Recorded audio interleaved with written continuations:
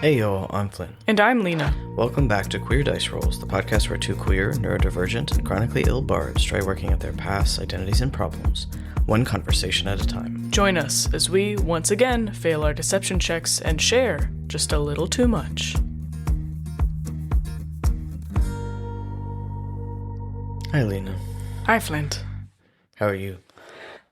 I'm... 7? D. 7. Help. Oh, help. It's again. Help. It's again. I would say my maximum amount of potential today is 70% is the maximum, you know? 70% power. Yeah. My pain's at like a 5 out of 10, I would say today. Wasn't sure where the scale was going. I don't There's know. so many that we use to keep track of things. It's true. We do like to use those scales. How are you feeling today? I'm at like an 8, 8.5. Only thing that's helping right now is CBD, and I can't take that because I gotta take kiddo to drums, so... You get full pain, Flynt, today. Good for me. And guess what? We love him all the same. Oh, thank you. You're welcome. Well, we did, despite the pain, we watched a very cool show today. Oh my god. Okay, so Winter Olympics have started. Yay! You know, we're a sports ball house. Sports. Z loves the Winter Olympics and the X Games, so we've been watching a lot, and we were introducing Lena to all the different sports, and then Lena was like, oh my god, figure skating, we should watch figure skating. I love figure skating. And then she was asking questions about how it scored, and I was like, okay, there's an anime we have to watch that I've mentioned several times before because it's a good friend of mine's favorite. I like it, but I think because my trauma, have a hard time with things that are very pure and fluffy. Yeah, I get that. So I love the show, but it's not like a thing that can be a favorite for me personally. Yeah, it's not a thing that you're gonna comfort rewatch. But it's called Yuri on Ice. It's on Crunchyroll. Yeah. It's very gay. It's so gay. I love it Far much. Before heated rivalry. It was gay figure skaters, but yeah. It does a really good job explaining how things are scored, so you're so into it, and you're ultimately watching them do the same routines over and over again, but the animators did such a good job showing emotion and like state of mind and like the learning process and how I don't know how they do it, but they differentiate between like someone having like a anxiety day doing the same routine versus like pulling it off beautifully and perfectly. So it's really cool show. Yeah, and they do a great job with the scripting over it too, because you can usually hear either what's their internal monologue is or their coach's internal monologue, and it like pairs really well with the art and everything. Like, I love it so much. I'm so glad it's bringing you joy. It's brought so much joy. I think this is like my fifth time watching it. So we've only got like 4 more episodes, I think, 4 or 5, and then I'm super hyped to like watch more figure skating and actually understand the scores. Yeah, I was just like, good score, yay! It's pretty much all I was able to do the other day. But that's been really fun, and the trauma of watching that downhill crash, though. Yeah, we saw Lindsey Vonn crash. That was very upsetting. We hope she's okay. I know. And we watched like Men's Big Air. That was really cool. Yeah, Big Air, and then I like Half Pipe, so I'm excited for that. And I want to see the new event, Snowboard Cross, I think is what it's called. I've been calling it like a really long list of names. It gets longer every time. Yeah, because in the summer, the new event was Kayak Cross. Yes. And so when this one came out, I was like, snowboard or skiboard, kayak, over easy, under medium cross, like whatever. Okay, all right. I almost yelled at the mic. I'm so excited because they just announced that they're going to do flag football at the Olympics in LA. Yeah, like men's and women's. I'm He's So ready to excited. try out for the team. No, that was a complete joke. No, I'm just excited. I'm excited. I'm excited. More sport. More watching really awesome people be really good at what they do. I love it. I didn't even know flag football was a professional sport. There's like lots of really high level leagues and stuff. But I'm really excited and curious how they're going to, because it's like with rugby, Olympics rugby is completely different than like Yes. rugby because rugby lasts a long time. So like they have like these very, very truncated matches.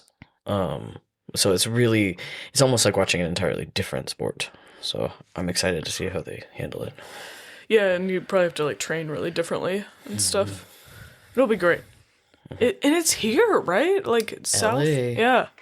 We're like Cali. on the list to see if we can maybe perhaps even get a chance to look at tickets. That's right. I forgot you did that like a long time ago. Yeah, like Z's just been keeping on top of it and trying to find different like lists to get on to see if we can do anything. Because like both of us went to the Atlanta Olympics. Oh, in like was it 98? 96. 96? My dad had towels from it. Yeah. Someone in my family went and got towels. And I remember like I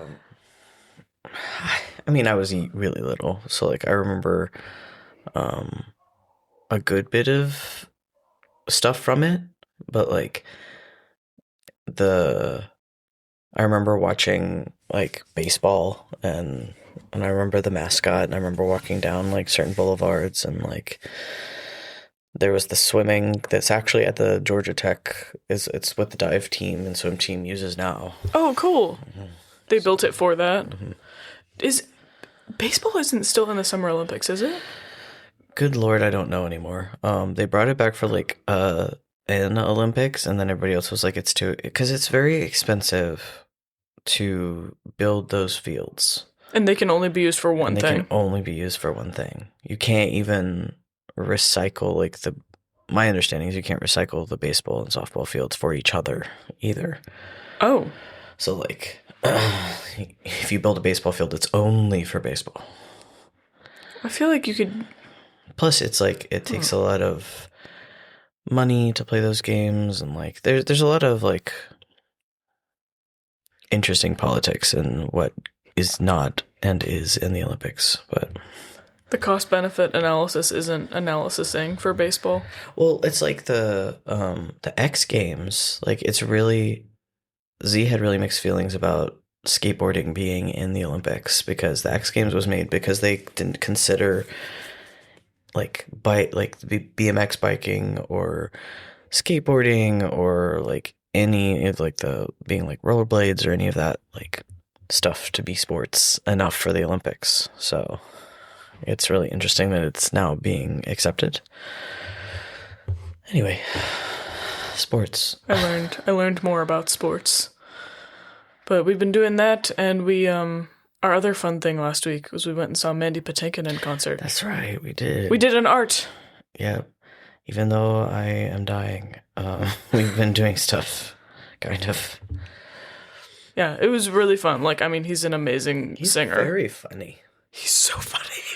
He's a very funny old man. He did such a good bit with we were in a new theater, like a theater that had just been refurbished for like the past 10 years, and this was like one of the first events they were having. And the person on follow spot was having a day, and they were pretty wobbly and like not following very well, which like I've done follow spot. It's really hard. It's a really hard job. Especially if you're not, like, if it's not choreographed. Yeah, because I got the sense that he did very different things depending on how he was feeling for the show. I mean, it's his show. You can do what he wants. Exactly. So follow spot's hard, and if you're only doing it for one performance, you probably don't get to rehearse. But he kept doing a bit with him depending on what song it was, and even between songs, and it was just so funny. Like, I can't remember how it started. but he just would like move out of the way And then like they eventually like started playing into it, which was very funny. Like he would move the wrong way and he'd be like, ah, gotcha, right? And so then like the person who was doing the spot would intentionally go the wrong way. It was pretty funny. Oh, I also like one of my favorite musicals is Into the Woods, and he sang It Takes Two and was like using the follow spot person as like, because he was singing for the baker, but like as the baker's wife. And I was like, this is so amazing. I was so happy. It was really interesting. He has a beautiful voice, but it is really different. Like, it was really different for me. Like, it reminded me, I was explaining to Z, like, it reminded me of, like, you know, the way the Cowardly Lion sings in The Wizard of Oz with that, like, trill? Yeah, he uses a uvular trill a lot. Yes. Which is not a sound I'm used to hearing outside of, like, old movies. Yes. He does sound very, like, old Hollywood. And he's a lyric tenor, and, like, his vibrato is amazing. It's just, like, he has so much technical skill. It's really cool. People, like, people can't sing like that. It was really, really fun. It was good art. Yeah. And we were so close. Mm-hmm. He had a great beard. He does have a great beard. Yeah, I was like, I want that beard. Like, come on. It was... Mercutio would never. No. I can grow one. It's not correct. It's not. I think if I did, people would worry about me. Be like, Yeah, probably. Havoc would be like, are you okay? Like, the only person who probably could get away with it would be Quentin. I know, because Havoc would say something like, of course I'm fine. What? Do you not like that? No, I just meant like who could get away with actually growing the beard. Oh, with growing a beard? Yeah. Oh my god. Quentin would have such a cute beard. Yeah. Can he have a beard? I mean, he already does, canonically. He just has one more like mine, where it's like trimmed short most of the time. I just feel like in the deep winter, I want him to have like a little bushy beard. This is just a fun thing for me now. Oh no, I have to draw it. Please draw it. Also, like, come on, he could for the winter holiday, so all the kids can. Be Father Christmas. Yes, it's so cute. I love it. Print. That was a bit that Kiddo and I were doing. I would use Quentin's voice and like say something that like Santa would say, and he'd be like, "Well, I'll bring you your cookies. It'll be okay." It was very funny. He's like, "I know you're really busy today." It was very funny. One day, I feel like you'll be a great Santa. You got this.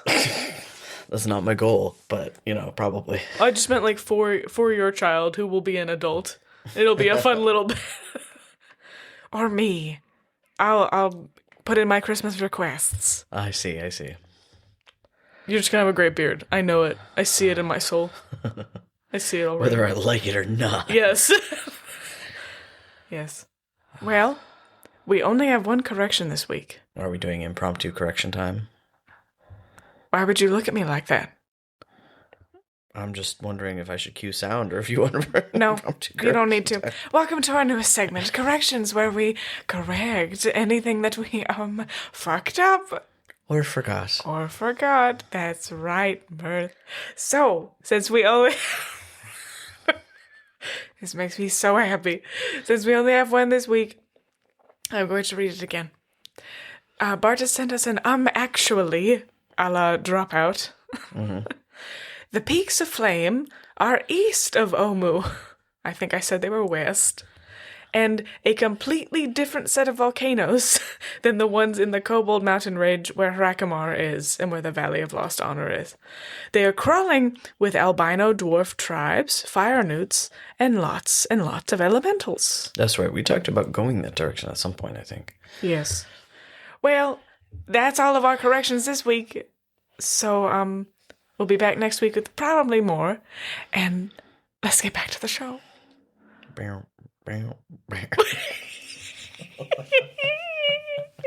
Thank you, that made me happy. You're welcome. I didn't know I needed that today, and I appreciated it. So, last we left off, whoo, baby. A lot happened. We got out of the horrible dungeon of Dendar the Night Serpent. Yay. Yay! Back into the mansion, not in the daylight. Madness. No more madness. We went through the stuff with the madness table. We did a lot of RP in the mansion, role playing that night. River and Mirth did some meditation. We saw the Mirth-shaped hole. And Mirth talked to Tazium. And Mirth saw more stuff about his memories with Core. Lots of things. And then, now we get to the interesting part of our timeline, kind of, where we didn't play for quite a few months. Yep. This is the first time in the many years that there was any sort of hiatus. Yeah, and we chatted every week, or that I think at the time Buck was leading game with Voltaire and Akata in it, right? Yep. And that's what we were doing instead. So It was still with everybody, though. Yes, it was. It was in 5e. First incarnation of Voltaire and Akata. Yeah, Voltaire and Akata have been through a lot of games. They're so fun to play, though. I'm so happy to play any iteration of their game. But we would still chat every week, or Buck was leading that game, and then you started leading game during this hiatus as well, because I had all the notes from the first part of your game in the journal that I continued these notes in. If you recall, my game was supposed to be a 1 to 3 session thing. Yes. Which it would have been if everybody hadn't wanted to join in, because it was originally just you and Z and Buck. Mm-hmm. Because Bartis and Yvonne couldn't because of like their family situation and work and stuff. So I was just going to run something really quick, and was based on like one shot out of the original Wildmount material that, like, it wasn't even like an official D&D book. It was like their own source material, Explorer's Guide to Wildmount or something. Yeah, that's correct. It was like you had like an early version. And we'll talk about that when we talk about that campaign. Like, because the stuff that you took from there is really cool and was really fun to do character creation It's with. definitely like, it's definitely not like CR's world anymore. It's mine. Yeah. It's ours, but like, I took elements of their world and then just created a whole bunch of stuff on top of it. Mm-hmm. Yeah, and you took some NPCs from there, kind of. We'll get there. I was so sad. So we were still playing D&D. We were still seeing each other. It was just, Bartis was having like, to be honest, Bartis has had a really hard last few, like, 2-3 years. Yeah. Like, with work and stuff. And so, like, they put so much work into their DMing and all the maps and, like, doing special stuff for us and making everything, like, really just so. Yeah, they make everything. Mm-hmm. So it was totally understandable. Yeah, and they were just like, I'm too overwhelmed to do this right now. Well, and I also, like, as a DM, understand, like, sometimes you're like, it's okay that I don't know what's going to happen today, right? But a lot of the time there's a standard that you hold yourself to, right? It's higher than what anybody else holds you to. Yeah, so, like, only you know what's okay, right? Yeah. So it was like you said, the first kind of hiatus we had from this game, and then this was the second year that y'all drove up and visited all of us in the summer.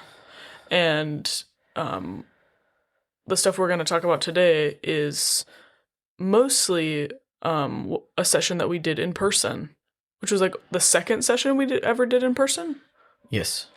Second of 2 we ever did. Yeah, this is the one where we sat in the living room because I was in so much pain we couldn't sit at the table, right? Yeah, we were sitting upstairs in the living room with the doggies, and it was a really fun session we had. It's always different playing in person, you know. I know that was when we started to become like really good friends too, and we were like, just being cat boys. It was right before you moved down, or is that a year later? I think it was right before. I think you stayed in the car with us or whatever. Like you came back with us. Yeah, because we went to Disneyland. Mm-hmm. Dope. Yeah, that's when I converted everyone to be a Disney Parks family.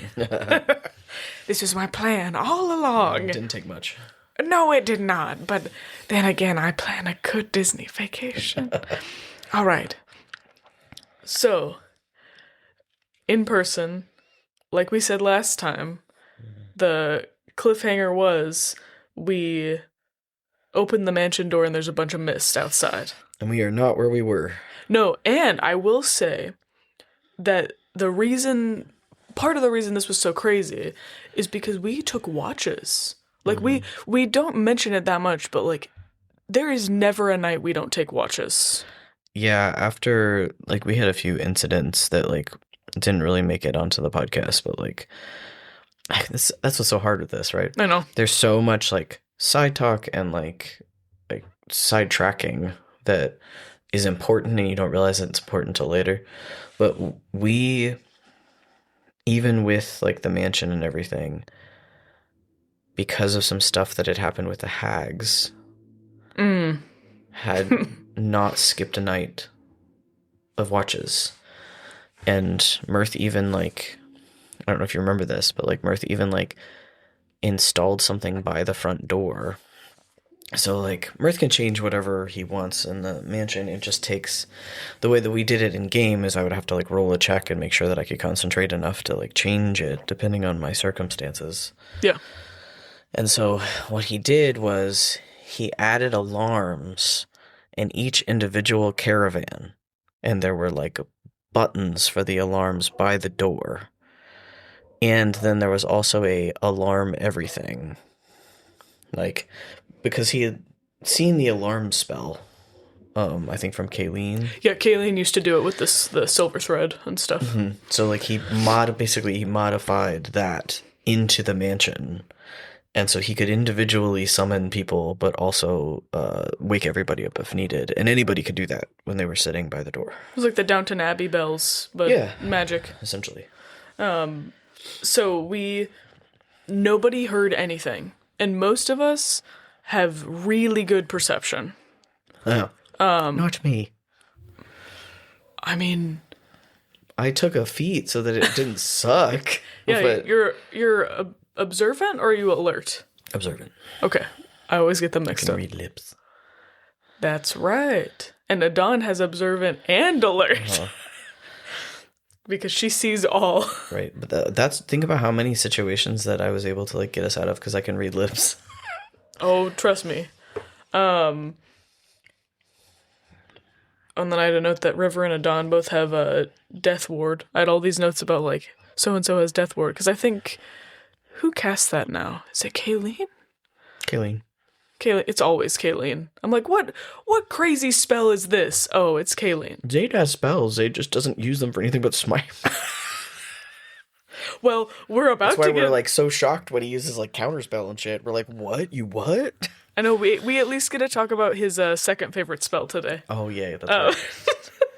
So we have Death Ward. I prepped that River has the Boots of Speed, Mirth has his Spell Refueling Ring, and his Ring of Regeneration. That I always forget about. Uh-huh. I think I wrote it down so that River could remind you. Because I always get hurt. So it's significant that the door is moved for many reasons. One being, Mirth didn't feel it. Which is insane. Two, nobody but Mirth should be able to move the door, close the door, open the door.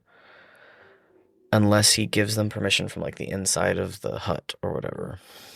And it was definitely nobody in here. And essentially they kept the pocket dimension whole, thank goodness. But they moved the anchor point. Yeah, they could have just, like, destroyed us, right? Or, like, locked us in there. Well, we would have gotten, like, kicked out of it or whatever. But like, it didn't make any sense to any of the magic users, like why this would have been able to happen. No. Our best guess, I think, is that somebody in a like the ethereal or something, like moved it. I didn't remember because River was like, I don't know about this. Anyway, so that was very unsettling. It was upsetting, unsettling. Mirth doesn't feel like he can keep anybody safe at all. Yeah, so Mirth dispelled a little bit of the mist in front of us because we found out, like, I think you flipped on your see invisibility. It's all magical. And I couldn't see anything. Yeah.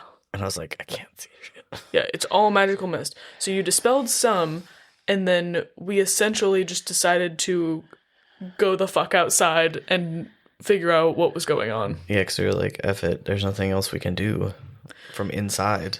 Yeah, so we, had the mansion door still there because all of our NPCs were still in there, and they were safe. Yeah, because remember, we have the guide, we have Dirax, we have the child, Tabo, that we picked up, and we also have the Lost King, like the lost leader of his tribe. Yeah, Kanush, and then we have Adon's partner. And we have Saren. Mm-hmm. And what did I just forget? Her partner's name? Yeah. Alara? Thank you. No problem. But sorry, pain brain. I think that's everybody that's in there right now. It's a lot of people. It's a lot of people. It's a lot of people who, outside of like Alara and Saren, have no way of defending themselves. Yeah, and who have like no. Sorry, Dirax, you are a little bit weak. It's okay. It's okay. You crumble under pressure, but it's fine. Uh-huh. You're our friend now. So we went outside, and we figured out we were in this huge amphitheater that's in the northwest of Omu, and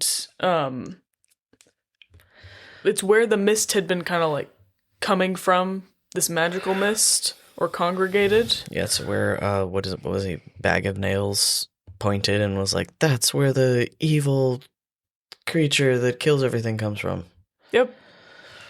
And that's sure where we were. And the evil creature, the King of Feathers, got a sneak attack on us to start this off. Because it started pretty immediately. Yep, it did a sneak attack, and then it was gone. And then Kayleen immediately, I don't know if you have this written down, Kayleen immediately looked at Mirth and went, resonate. Yes. And I wrote down what you rolled and stuff. I did. I wrote one note. Again, Mirth is like, I can't keep these people safe at all. I have nobody, I don't know who to trust. Sure, that's what I'll do. So this is the first time that in combat in the real world with somebody else's magic, he intentionally absorbs magic. Mm-hmm. So you resonated with Kayleen and Charlie, who's Kayleen's frog? Is Charlie the frog? I think so. I thought the frog was Rupert. Charlie's the cockroach. Oh, thank you. I always think of the cockroach from WALL-E. That's so cute. That's why I like Charlie so much. Okay, great. This is never going to go out of my brain again. So, all three of you resonate. You rolled a 27 wisdom check. Unbelievable. Literally truly unbelievable. Kayleen was probably helping. Yes. But then you felt a static buzz and some connection with, I wrote down with Tazium and Rasnacy. Ooh. Which I was like, what? I didn't. That's what I wrote. And we all saw you shift in the mist. And then I was gone. Yeah, and you learned to cast Misty Step for some amount of time. For a very temporary amount of time. So you can teleport 30 feet in any direction. Yep. Essentially. And I wrote down that you could feel that you had resonance and that you expended it, and you felt like an empty tuning fork sensation. Yeah. Basically crazy. Felt like somebody had the tuning fork was vibrating and then somebody grabbed it or put it up against something that was still and it just stopped. Yeah, that's probably the most significant thing that happens in this fight. Is that's you start doing that. Yeah, sure do, don't I? It's sure not a good time for mirth. So sorry to say. And so this fight wasn't super long. We stomped the shit out of most of this in a fun way, though. Like, Bardis modded the shit out of this beast. And, I'm sure. It's hard to keep up with all the stuff that everybody can do. Because we are a pretty creative group, too, so... Yes. As exhibited by a few of the things I did write down. So, River tried to stun this a bunch of times, and it had, like, a lot of legendary resistances, so that's fine. But he rolled a really good insight of 28, and could tell that it was a natural creature that had not been modified, but it had unnaturally gained access to magic. But we don't know from whomst. Or Wumpst. I'm guessing it's Tazium. He's the bad guy the whole time. Oh my god, don't say that to me. Is that a theory you have? No, it is not. Dear God, no. Okay. I freaked out. If he is, I don't know what I'm going to do. No. I'm pretty sure Mirth's just going to be like, I'm going to go now and just step off one of the cliffs. I'll catch you. Nope. Sorry. Yes. I'm faster than you. I know you can teleport. Don't look at me like that. My favorite thing that happened in this fight is Zayd used one of his signature spells, Gust of Wind, and aimed a tornado of wind into the mouth of this, like, flying dinosaur. I like to imagine that it, like, filled up like one of those, like, screaming rubber chickens. And, like, when the spell was done, it just went... Oh my god. Sorry, that was a me thought that from many years ago. I love this thought. Cause yeah, I forgot to say, like, it's like a dragon, but also like kind of chickeny, and like has a lot of feathers. Makes sense. Makes sense. So it's like one of those. Didn't they like discover that pterodactyls and stuff like have feathers and stuff a lot of the time? I know they discovered a lot of raptors. Okay. Had feathers. You're right. That's more what I was thinking of. I don't know too much about dinosaurs. It was never It was never my special interest. It was Broadway. Thank you. So we had like a few rounds that he was just aiming Gust of Wind down its throat. Yep. Which was a lot of indigestion, I think, was happening. Kayleen. Buck, if you're listening, if you don't want a spoiler, just so I say this, if you don't want a spoiler about what happened to you, you should skip a little bit. Because we're gonna say it. So, Kayleen rolled on the wild magic table. I don't remember why. An effect of either something he cast or... Yes, but he had to roll on the wild magic. Oh, it was probably a sorceress burst. Yes, that's my guess. Smart. And he rolled a 53, which causes a purifying effect on the person. And the reason we told Buck to skip is because all of the rest of us have figured out what is wrong with him, and he hasn't figured it out. As far as we know. And so again, Buck, if you don't want to hear this, please skip now. Skip like 2 minutes, just in case. So the wild magic table says he can't get drunk for 15 days. Like, you can't consume alcohol, doesn't work. Yep. And the problem with that is all of Kayleen's elixirs or like alchemical spells involve our potions. Yeah, they're poison. They're poisons, right? Yeah. And alcohol's a poison.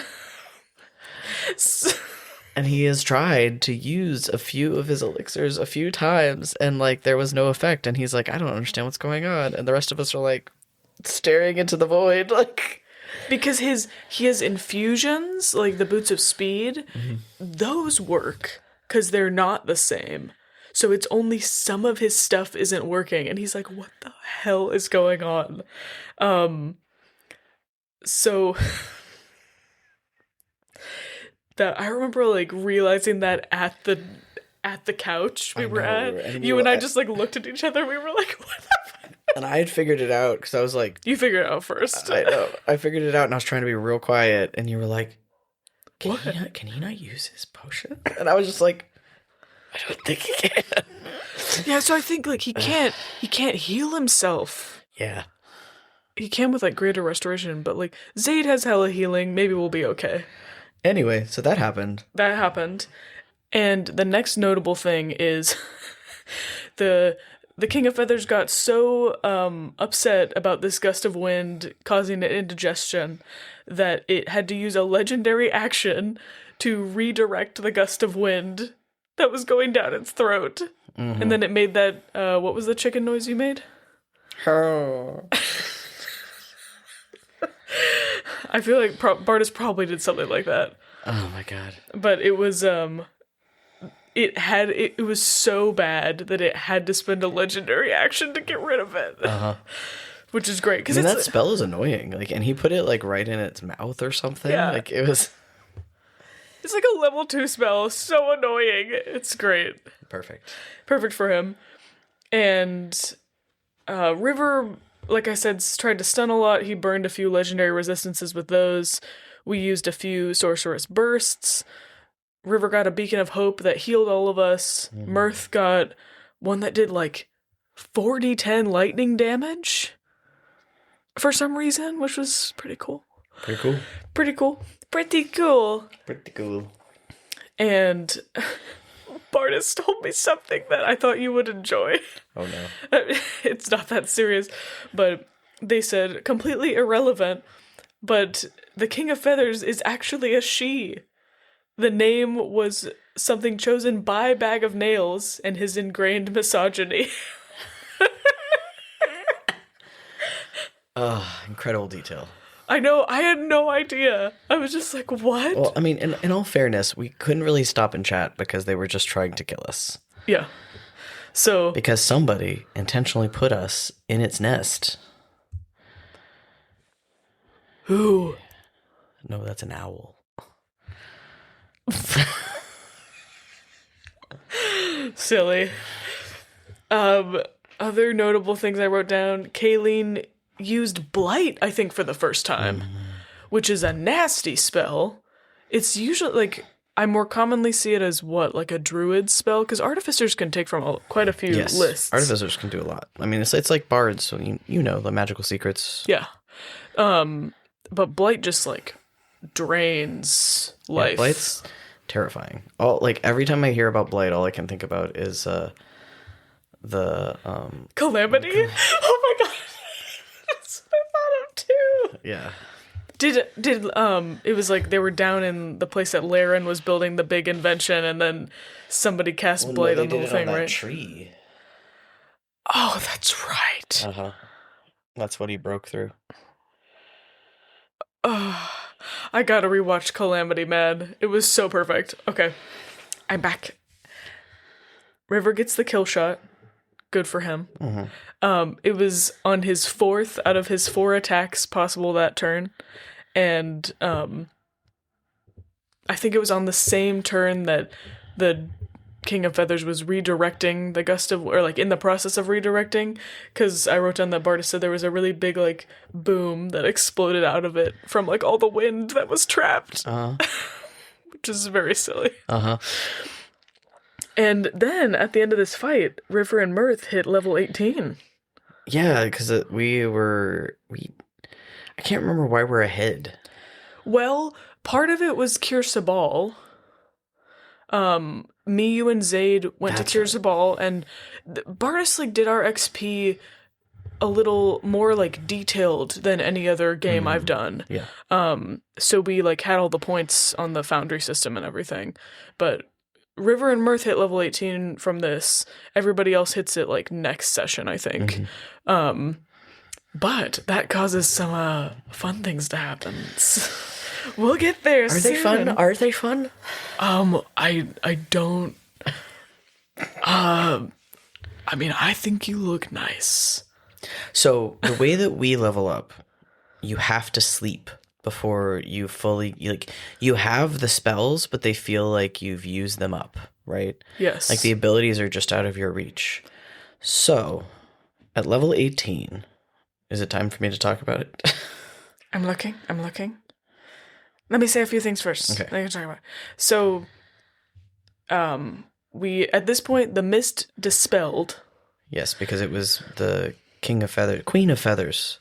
Yes, let's call her the queen. She is. Long may she reign. I mean, maybe somebody will raise her up. You know. Oh God, don't say that. So the mist dispelled. We figured out we were in that amphitheater in the northwest of Omu. We figured out the stuff with Kayleen, and then Kayleen harvested a bunch of essences from the queen. A nature essence, 2 magic essences, and 3 teleportation essences. Yep. And then we kind of explored a little bit. I know River found an arm bone of a frost giant, because there were remains of frost giants and Thaans in this amphitheater. Yeah, there was a bunch of bones. I remember that. Yeah, so River found like a big bone. And then we went back to the mansion to talk to Dirax about, like, could Thaans move this mansion? Mm-hmm. And his answer was always just so lame. Like, Mirth got annoyed with him because he was like, Thaans can do anything. And we were like, I'm no, like, girl, no. So that's when we, like, discussed, you know, what you alluded to earlier of, like, why would, you know, how did somebody move this? But then we got into the, why would someone move this? Mm-hmm. Which now a few episodes ago, you said the theory that Mirth had that me, the player, did not think about, that they're trying to get us to do stuff for them. Like, find the cubes. Like, did they want us to kill the Queen of Feathers? Yeah, honestly, they either wanted us to die trying or to get rid of her as an annoyance. Because remember, she'd been showing up everywhere throughout the whole city and, like, leaving those little patches of fog and, like, whisking creatures away. Yeah, and obviously she'd been killing Thaans. Mm-hmm. So we didn't get a satisfactory answer from Dirax about that. No. We still to this day have no idea. Yeah, Dirax do be drinking the Kool-Aid, but slightly watered down now. Yes. And the last note I had from our in-person session was we had a very silly idea, because at level 18, River can astral project. Yes. And that if we figured out how to move the mansion, we could put the mansion on, like, a little arcane balloon string, right. And he could use astral projection and take the balloon to a new plane through the astral sea and pop it, and then it would anchor. That was a fun little cartoon in my head.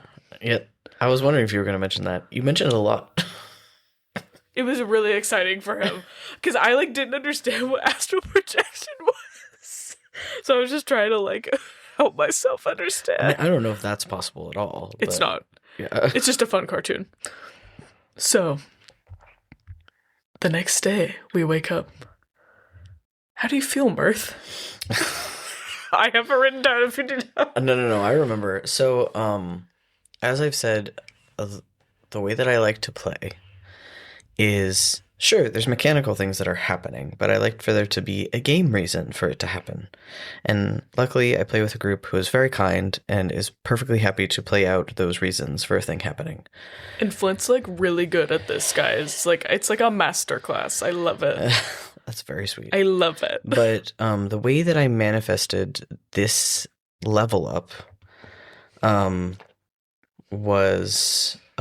Mirth had a headache. Mirth didn't feel good and didn't feel like he had, like, basically had, like, this ache in his left hand, which is, he's left-handed. That's where he holds his sword.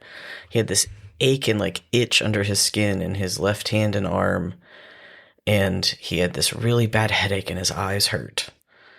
And so, like, I was taking, like, disadvantage on some things at the beginning of the day. And, like... Adon has very keen eyes. Observant and alert, as we mentioned. So she loves Mirth very much. Mm-hmm. I have not made that, like, clear enough how much she, like, is very protective and loving towards him. because she's been having, her own problems with her family and trying to keep them safe and stuff. But, she noticed something was wrong with Mirth's eyes. And so Mirth's eyes are normally very bright green. And they were starting to look kind of oddly muddy and had a different color happening inside of them. And this was the very beginning of the day. And there was some sort of like pattern that was starting to emerge that only Adon could her eyes were could see the subtlety of it, because Mirth has like a very pale yellow. It's like think he's modeled after a caracal, so it's more like a cat yellow beige skin. Yeah, like the lighter stripes in an orange tabby. Yes. Like that color, like the light blondie yellow. So his skin is almost like a blonde color, is probably the best way to put it. But there was this pattern that started to emerge on his skin. And as time went on, his eyes started to turn amethyst purple. And there was some patterning on his face that started to happen, and there was patterning that was on his arm that looked like the sheen of purple scales. And this is him becoming reverse. This is so cool. Bartis and I took forever trying to be really thoughtful about this. You did. So Mirth is inheriting a sorceress ancestry from exposure to L as his sword. So because he's intentionally resonating, and he's been accidentally resonating this whole time, but now that he is just literally opened a floodgate and he is open to resonating all the time, it basically pushed him over the edge, and he now has draconic heritage because he's resonated so much it's changed the fabric of how he is a magical creature. Because he's a tiefling, so he's partially a magical creature anyway. But as we've said, his sword L is an ancient, very famous amethyst dragon. Yes, so he is basically L is almost always in his hand or on him, and so from his hand up, he now has purple amethyst claws on that hand, and he's starting to gain this very subtle amethyst sheen of scaling up his arm.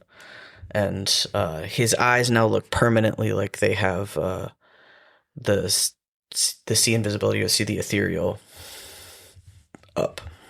It was so cool, guys. As a player, very cool. As a character, so worried for Mirth. Yeah, because it took all day. Yes, it did. We had it take all, because I didn't want it to be a thing that just happened to him. We played so much more intimately than that, and so everybody was really concerned about him.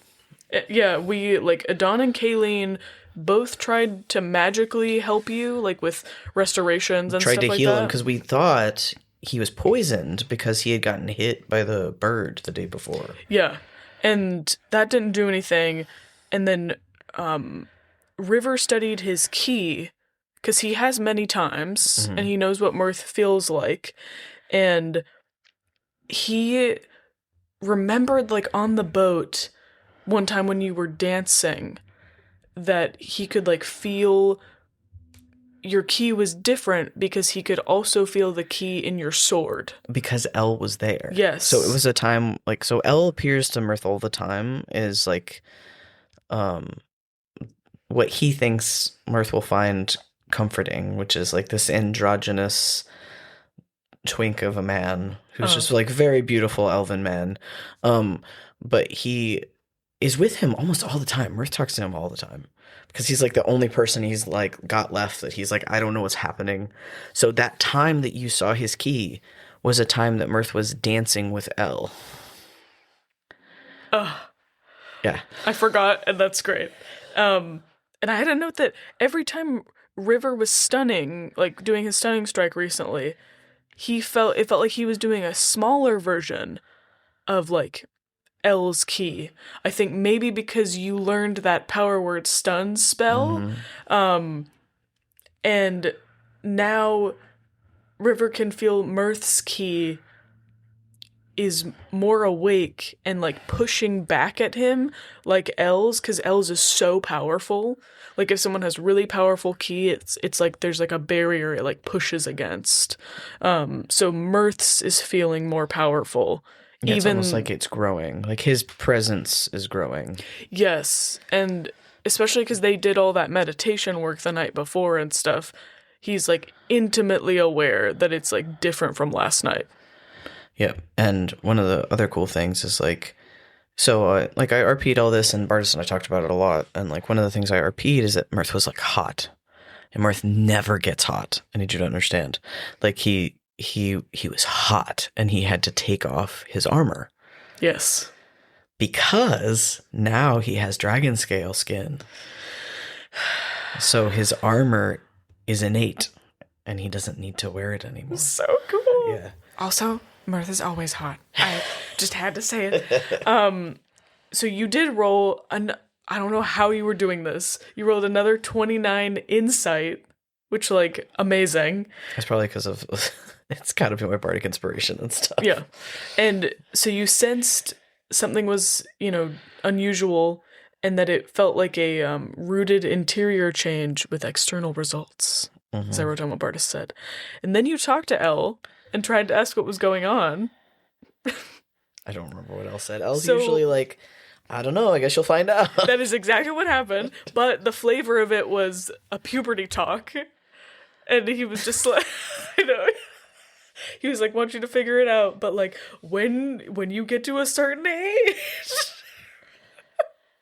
Yeah, that man was just like, oh, shut up, go away. I know, it was so sad. And so that's like, we saw the beginnings of it in the morning, then we'll get to, by the end of the day, what you described. Because every time Mirth used a resonated spell or tried to resonate, the patterning expanded. And the headache, which you guys have not seen yet, because Mirth has not told you about it, but he's found it, is he has horns now that are like buried in his hair. Is he has 2 like amethyst crystals that are starting to come out of the top of his head. But nobody can see it. And like if he's never felt ugly before. Oh, poor baby. I mean, I think he looks cool as hell. I know. Like, he's gorgeous, but like he's got self-esteem problems. We know. Yeah. Wait, does he have 1 horn or 2? Just because I'm thinking about your cosplay that you did. Yeah, the cosplay I had it more like half and half, but okay.